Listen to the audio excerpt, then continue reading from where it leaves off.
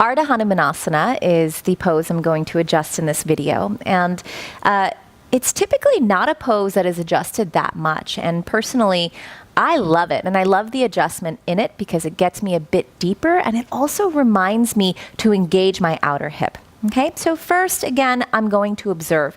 With Ardha Hanumanasana, I typically observe from behind, because one of the things that happens from behind and from the side, one of the things that happens is a lot of people's hips are not squared. Now, I'm not saying squaring the hips is the most important thing, but when hips are not squared, so stick out one side, okay?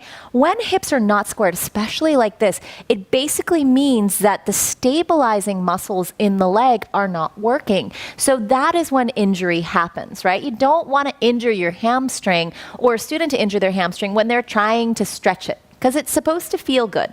So the outer hip needs to engage. Pull it back and in, okay? And then from the side, I can also see if my student is hyperextending. And again, he doesn't really hyperextend, but if a student is hyperextending, again, it means that the stabilizing muscles aren't working, right? So in my assessment, I know the outer hip needs to engage as well as the quadricep, and you saw his quadricep turn on.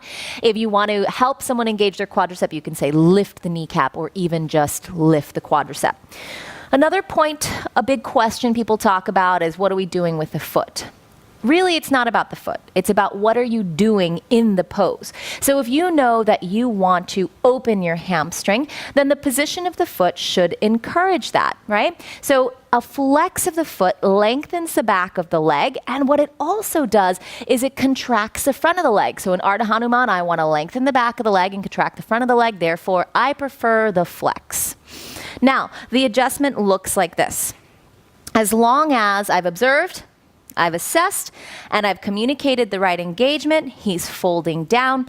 I take one hand, preferably the same hand as the side of the leg that's being stretched, right around the attachment of the hamstring. So I want to make sure that I'm not grabbing the buttock and not grabbing too low near the knee, just gently holding on to, the belly of the hamstring with my palm right up at the attachment.